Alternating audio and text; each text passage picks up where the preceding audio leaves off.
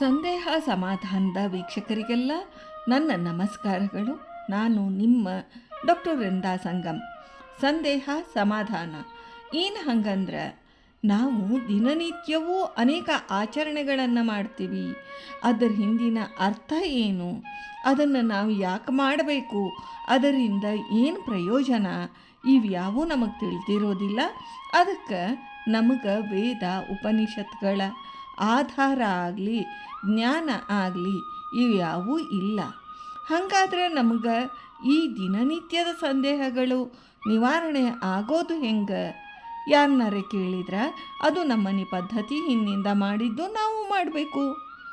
ಈ ಸಂದೇಹಗಳು ದೊಡ್ಡವೇ ಇರಬೇಕಂತಿಲ್ಲ, ಆದ್ರೆ ಇವುಗಳ ಅರ್ಥ ತಿಳಿದ್ರೆ ನಾವು ಇನ್ನೂ ಹೆಚ್ಚಿನ ಶ್ರದ್ಧೆಯಿಂದ ಪಾಲನೆ ಮಾಡಬಹುದು ಅನ್ನಿಸ್ತದಲ್ಲ. ಅಂತಹ ಸಂದೇಹಗಳಿಗೆ ನಮಗೆ ಸಮಾಧಾನದ ಉತ್ತರಗಳನ್ನು ನೀಡುವುದೇ ಇಲ್ಲಿಯ ಪ್ರಯತ್ನ. ಅಂದರೆ ನಮ್ಮ ಸಂದೇಹಗಳಿಗೆ ಡಾಕ್ಟರ್ ಸುಧಾ ನರಸಿಂಗರಾವ್ ದೇಶಪಾಂಡೆ ಇವರು ಸಮಾಧಾನದ ಉತ್ತರಗಳನ್ನು ನೀಡ್ತಾರೆ. ಇದು ವಾರಕ್ಕೊಮ್ಮೆ 3 ಪ್ರಶ್ನೆಗಳಿಗೆ ನೀಡುವ ಉತ್ತರ. ಮತ್ತು ನಿಮ್ಮಲ್ಲೇ ಈ ರೀತಿಯ ಸಂದೇಹಗಳಿದ್ರೆ ಅವುಗಳನ್ನು ನಮಗೆ ತಿಳಿಸ್ರಿ, ಸಮಾಧಾನದ ಉತ್ತರಗಳನ್ನು ಪಡೆಯಿರಿ. ಇವತ್ತಿನ 3 ಪ್ರಶ್ನೆಗಳು: ದಿನನಿತ್ಯದ ಅಡುಗೆ, ಹಬ್ಬ, ಹುಣ್ಣಿಮೆ ಅಥವಾ ಶ್ರಾದ್ದ ಪಕ್ಷಗಳೊಳಗೆ ಇಂಥಿಂಥದ್ದೇ ತರಕಾರಿ ಉಪಯೋಗ ಮಾಡಬೇಕು, ಯಾಕೆ? ಹಾಗಲಕಾಯಿಯನ್ನು ಹಬ್ಬದ ದಿನ ಬಳಕೆ ಮಾಡೋದಿಲ್ಲ, ಆದರೆ ಶ್ರಾದ್ದದ ದಿನದಂದು ಮಾಡ್ತಾರೆ, ಯಾಕೆ? ಈರುಳ್ಳಿ, ಬೆಳ್ಳುಳ್ಳಿ, ಬದನೆಕಾಯಿ ಇಂಥ ಕೆಲವು ಪದಾರ್ಥಗಳನ್ನು ನಿಷಿದ್ಧ ಅಂತಾರೆ, ಯಾಕೆ? ಈ 3 ಪ್ರಶ್ನೆಗಳಿಗೆ ಡಾಕ್ಟರ್ ಸುಧಾ ನರಸಿಂಗರಾವ್ ದೇಶಪಾಂಡೆ ಇವರು ವೇದ ಉಪನಿಷತ್ತು ಪುರಾಣಗಳ ಆಧಾರದ ಮೇಲೆ ಸಂದೇಹ ನಿವಾರಣೆ ಮಾಡ್ತಾರೆ. ಕೇಳೋಣಂತ. ಹರೇ ಶ್ರೀನಿವಾಸ. ಎಲ್ಲ ಅಧ್ಯಾತ್ಮ ಬಂಧುಗಳಿಗೆ ಅನಂತ ಅನಂತ ನಮಸ್ಕಾರಗಳು. ಕಲ್ಯಾಣಾದ್ಭುತ ಗಾತ್ರಾಯ ಕಾಮಿತಾರ್ಥ ಪ್ರದಾಯಿನಿ ಶ್ರೀಮದ್ ವೆಂಕಟಗಿರಿನಾಥಾಯ ಶ್ರೀನಿವಾಸಾಯತೆ ನಮಃ.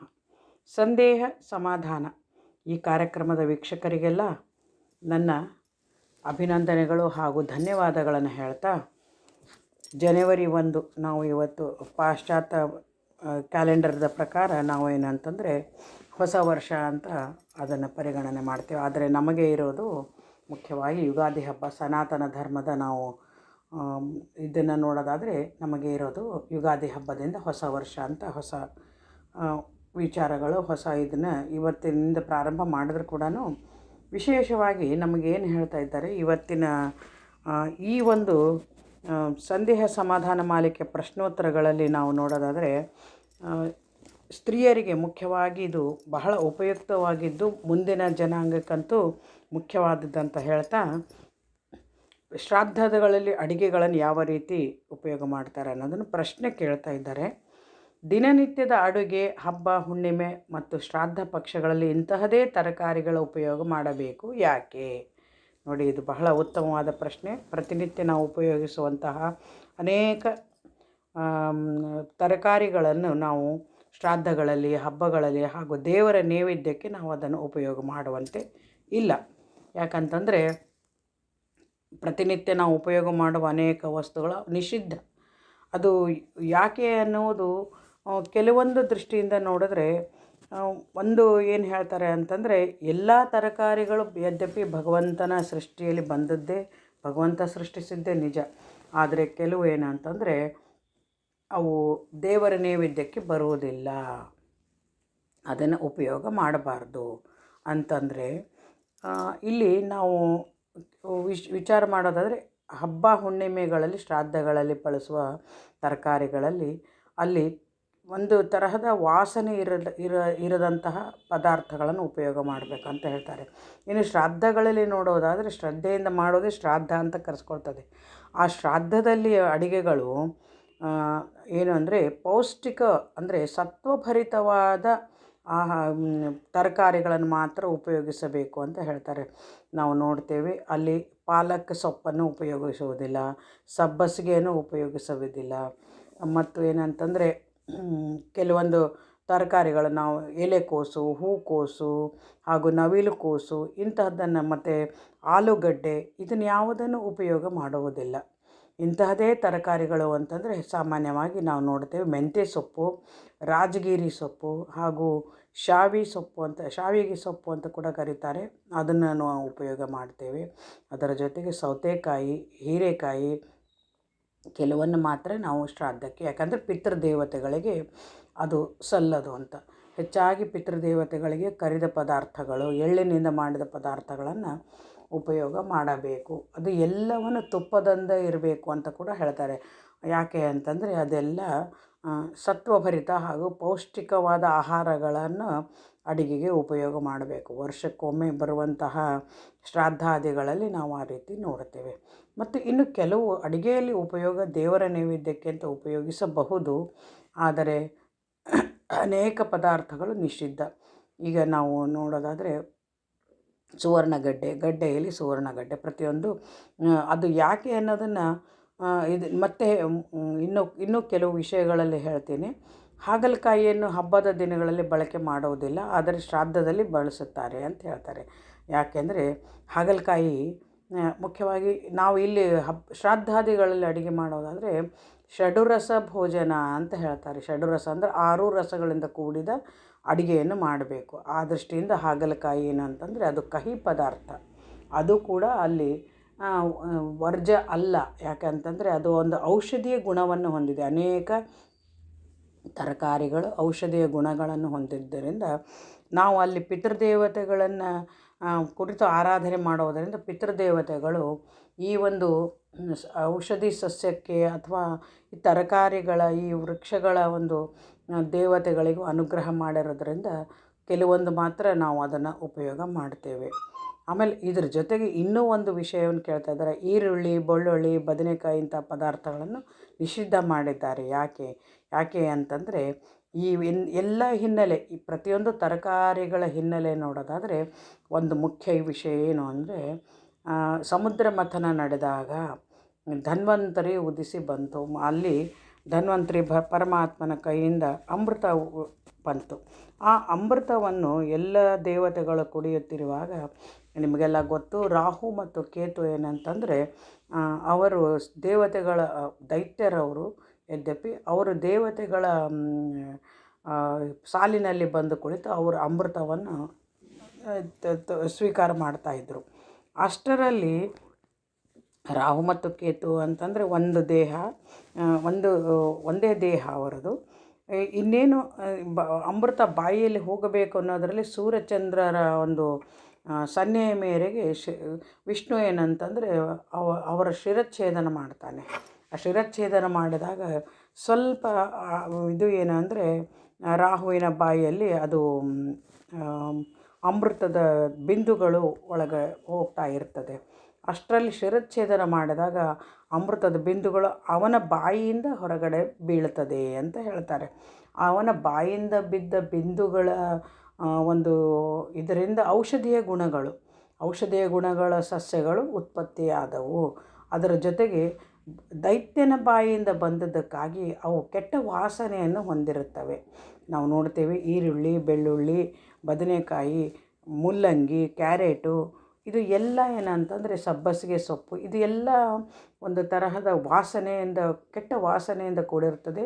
ಹಾಗೂ ಔಷಧೀಯ ಗುಣ ಇದರಲ್ಲಿ ಖಂಡಿತ ಇದೆ. ಯಾಕಂದರೆ ಧನ್ವಂತರಿ ಅಮೃತದಿಂದ ಬಂದಂತಹ ಪದಾರ್ಥಗಳಾದ್ದರಿಂದ ಅದರಲ್ಲಿ ಔಷಧಿ ಇದೆ.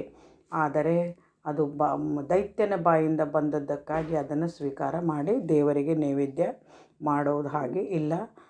ಅದರ ಜೊತೆಗೆ ಏನಂತಂದರೆ ಇದೇನಂತಂದರೆ ಪದಾರ್ಥಗಳನ್ನು ನಿವೇದಿಸಲಿಕ್ಕೆ ಬರೋದಿಲ್ಲ, ಅಂದರೆ ನೈವೇದ್ಯ ಮಾಡಲಿಕ್ಕೆ ಬರೋದಿಲ್ಲ. ಹಾಗೂ ಇದು ನಿಷೇಧ. ಇದನ್ನು ತಾಮಸ ಅಂತ, ದೈತ್ಯರ ಬಾಯಿಂದ ಬಂದದಕ್ಕಾಗಿ ತಾಮಸ ಅನ್ನ ಉಣ್ಣೋದ್ರಿಂದ ತಾಮಸ ಪ್ರವೃತ್ತಿಗಳು ಬರೋದು ಅನ್ನೋದರಿಂದ ಸಜ್ಜನರು ಕೂಡ ಇಂತಹ ಪದಾರ್ಥಗಳನ್ನು ನಿಷಿದ್ಧ ಮಾಡ್ತಾರೆ. ಅದರ ಜೊತೆಗೆ ದೇವರಿಗೆ ನಾವು ಏನು ನೈವೇದ್ಯ ಮಾಡ್ತೀವಿ ಅದನ್ನು ಮಾತ್ರ ಊಟ ಮಾಡೋದು ನಮ್ಮಲ್ಲಿ ಇದೆ.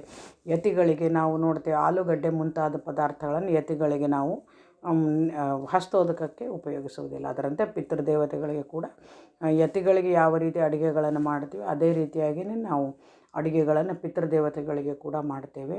ಕೆಲವು ನಿಮಗೆ ಇನ್ನೂ ಹೇಳೋದಾದರೆ ಕೆಲವೊಂದು ಪದಾರ್ಥಗಳು ಯಾವ ರೀತಿ ಇದೆ ಅಂತಂದರೆ ನಮ್ಮ ದೇಹದ ರಚನೆಗೆ ಅಂಗಾಂಗಗಳ ರಚನೆಯನ್ನು ಹೋಲ್ತವೆ ಅಂತ ಹೇಳ್ತಾರೆ. ಏನಂತಾರೆ, ಗುಪ್ತಾಂಗಗಳನ್ನು ಹೋಲ್ತವೆ. ಅಥವಾ ಅದರ ಜೊತೆಗೆ ರೋಮಗಳು ಇದ್ದದ್ದು ಕೂಡ ನಮಗೆ ಕಂಡು ಬರ್ತದೆ. ಉದಾಹರಣೆ ನೋಡೋದಾದರೆ ಬೀಟ್ರೂಟು, ಅದು ಕೆಂಪು ಪದಾರ್ಥ, ಅದನ್ನು ನಾವು ಉಪಯೋಗಿಸುವ ಹಾಗೆ ಇಲ್ಲ. ಯಾಕಂದರೆ ಅದರ ರಕ್ತವನ್ನು ಹೋಲುವಂತಹ ಒಂದು ಪದಾರ್ಥ ಅದರಲ್ಲಿ ಅಡಗಿದೆ. ಅದರಲ್ಲೆಲ್ಲ ಔಷಧಿ ಗುಣಗಳಿದ್ದರೂ ಕೂಡ ಇದನ್ನೆಲ್ಲ ನಾವು ಬಳಸುವ ಹಾಗೆ ಇಲ್ಲ. ಬೀಟ್ರೂಟು, ಕ್ಯಾರೆಟು, ಗೆಜ್ಜರಿ, ಇದಕ್ಕೆಲ್ಲ ರೋಮಗಳು ಉಂಟು. ಇವನ್ನೆಲ್ಲ ಏನಂತಂದರೆ ಇವು ಎಲ್ಲ ನಮ್ಮ ದೇಹದ ರಚನೆಗೆ ಈಗ ನಾವು ಹೂಕೋಸು ನೋಡ್ತೇವೆ. ಹೂಕೋಸು ಏನಂತಂದರೆ ನಮ್ಮ ದೇಹದ ಒಂದು ಭಾಗವನ್ನು ಹೋಲ್ತದೆ. ಮತ್ತು ಎಲೆಕೋಸು ಅದು ನಮ್ಮ ಚರ್ಮವನ್ನು ಹೋಲ್ತದೆ. ಈ ರೀತಿ ಅನೇಕ ವಿಧವಾದ ಒಂದು ತರಕಾರಿಗಳು. ಅದರ ಜೊತೆಗೆ ಇನ್ನೊಂದು ಹೇಳೋದಾದರೆ ಇವೆಲ್ಲ ನಮ್ಮ ಭಾರತೀಯ ಸನಾತನ ನಮ್ಮ ಋಷಿಮುನಿಗಳು ಕಂಡು ಹಿಡಿದಂತಹ ಮುಖ್ಯವಾಗಿ ಏನಂತಾರೆ ಬೆಳೆದಂತಹ ಪದಾರ್ಥಗಳು ಇವು ಅಲ್ಲ, ತರಕಾರಿಗಳು ಇವು ಅಲ್ಲ. ಇದು ಎಲ್ಲ ಏನಂತಂದ್ರೆ ವಿದೇಶದಿಂದ ಇಲ್ಲಿಗೆ ಬಂದದ್ದು. ಆದರೆ ನಮ್ಮಲ್ಲಿರುವಂತಹ ಪೌಷ್ಟಿಕವಾದ ಪದಾರ್ಥಗಳನ್ನು ಮಾತ್ರ ನಾವು ಅಡುಗೆಗೆ ಉಪಯೋಗ ಮಾಡ್ತೇವೆ. ಈ ದೃಷ್ಟಿಯಿಂದ ಕೂಡ ನಾವು ಅದನ್ನು ನಿವೇದಿಸುವುದಿಲ್ಲ. ಮತ್ತು ನಾವು ಹಾಗಾದರೆ ರಾಜಗಿರಿ ಸೊಪ್ಪು ಅದು ತುಂಬ ಶಕ್ತಿದಾಯಕವಾಗಿದ್ದ ಸೊಪ್ಪು. ಅದನ್ನು ನಾವು ಸತ್ವಭರಿತ ಶಕ್ತಿಭರಿತವಾಗಿದ್ದು, ಅದರಲ್ಲಿ ನಾವು ಇನ್ನೊಂದು ನೋಡೋದಾದರೆ ಎಲ್ಲ ತರಕಾರಿಗಳಲ್ಲಿ, ಕಾಯಿ ಪಲ್ಯಗಳಲ್ಲಿ ನಾವು ಫಲಸುಶಾಖಕ್ಕೆ ಸೂರ್ಯದೇವರ ಚಿಂತನೆ, ಅದರಲ್ಲಿ ಏನಂತಂದರೆ ಉಪೇಂದ್ರನು ಪ್ರತಿಯೊಂದರಲ್ಲಿ ನಾವು ಭಗವದ್ ರೂಪಗಳು ಹಾಗೂ ತತ್ವಾಭಿಮಾನಿ ದೇವತೆಗಳನ್ನು ಚಿಂತನೆ ಮಾಡ್ತಾ ನಾವು ತರಕಾರಿಗಳನ್ನು ಅರ್ಪಣೆ ಮಾಡ್ತೇವೆ. ಆ ದೃಷ್ಟಿಯಲ್ಲಿ ಈ ಎಲ್ಲ ತರಕಾರಿಗಳಲ್ಲಿ ಆ ಚಿಂತನೆ ನಮಗೆ ಬರಲಿಕ್ಕೆ ಸಾಧ್ಯ ಇಲ್ಲ. ಆ ದೃಷ್ಟಿಯಿಂದ ಕೂಡ ಭಗವಂತನಿಗೆ ನಿವೇದನೆ ಮಾಡುವುದು, ಪಿತೃದೇವತೆಗಳಿಗೆ ನಿವೇದನೆ ಮಾಡುವುದು, ಯತಿಗಳಿಗೆ ನಿವೇದನೆ ಮಾಡುವುದು, ಈ ರೀತಿ ದೇವರ ನೈವೇದ್ಯಗಳನ್ನು ಮತ್ತು ಮನುಷ್ಯರು ಸಹ ಸಾತ್ವಿಕರು ಕೇವಲ ಸತ್ವಭರಿತ ಹಾಗೂ ನಿಷೇಧವಾದ ಕೆಲವು ಪದಾರ್ಥಗಳನ್ನು ತಿನ್ನುವುದಿಲ್ಲ. ಅದನ್ನು ನಾವು ನಿಷೇಧ ಮಾಡ್ತೀವಿ ಅಂತ ಹೇಳ್ತಾ, ಈ ಒಂದು ಶ್ರಾದ್ದದ ವಿಚಾರವಾಗಿ ತರಕಾರಿಗಳ ವಿಷಯವನ್ನು ಸ್ತ್ರೀಯರು ಹೆಚ್ಚಾಗಿ ಇದರ ಕಡೆ ಗಮನ ಕೊಟ್ಟು ಈ ವಿಷಯವನ್ನು ಅರ್ಥೈಸಿಕೊಂಡು ಶ್ರಾದ್ದಾದಿಗಳಲ್ಲಿ ಪಿತೃದೇವತೆಗಳಿಗೆ ಪ್ರೀತಿಯಾಗುವಂತಹ ಅಡುಗೆಗಳನ್ನು ಮಾಡಿ ಹಾಕಿ ಮುಂದಿನ ಜನಾಂಗಕ್ಕೆ ಅಂದರೆ ತಮ್ಮ ಸಂತತಿಗೆ ಒಳ್ಳೆಯದಾಗಲಿ ಅಂತ ಪ್ರಾರ್ಥನೆ ಮಾಡ್ತಾ ಈ ಒಂದು ಅಡುಗೆಯನ್ನು ಮಾಡಬೇಕು. ಅಡುಗೆಯನ್ನು ಮಾಡುವಾಗ ನಮ್ಮಲ್ಲಿ ಲಕ್ಷ್ಮೀದೇವಿಯ ಸನ್ನಿಧಾನ ಇರ್ತದೆ ಅಂತ ಹೇಳ್ತಾರೆ. ಆ ದೃಷ್ಟಿಯಿಂದ ಕೂಡ ಪ್ರತಿಯೊಂದಕ್ಕೂ ಮಹತ್ವ ಉಂಟು. ಹಾಗೂ ಏನಂತಾರೆ, ಅದಕ್ಕೆ ಒಂದು ನಾವು ಏನು ಮಾಡುತ್ತಾ ಇರ್ತೇವೆ ಅದಕ್ಕೆಲ್ಲ ಒಂದು ಹಿನ್ನೆಲೆ ಇದೆ. ಅದರ ಪುರಾಣೋಕ್ತ, ವೇದೋಕ್ತ ಹಾಗೂ ಸಂಪ್ರದಾಯ ಅಲ್ಲ ಕೇವಲ ಇದರ ಒಂದು ಹಿನ್ನೆಲೆಯನ್ನು ನಾವು ಅರ್ಥೈಸಿಕೊಂಡು ಮಾಡಿದಾಗ ನಮಗೆ ಅದರ ಮಹತ್ವ ತಿಳಿದಾಗ ನಮಗೆ ಸರಿಯಾದ ಜ್ಞಾನ ತಿಳುವಳಿಕೆ ಉಂಟಾಗ್ತದೆ ಅಂತ ಹೇಳ್ತಾ ಈ ನನ್ನ 4 ನುಡಿನಮನಗಳನ್ನು ಭಾರತೀಶ ಮುಖ್ಯ ಪ್ರಾಣ ಅಂತರ್ಗತ ಶ್ರೀಕೃಷ್ಣ ಅರ್ಪಣಮಸ್ತು.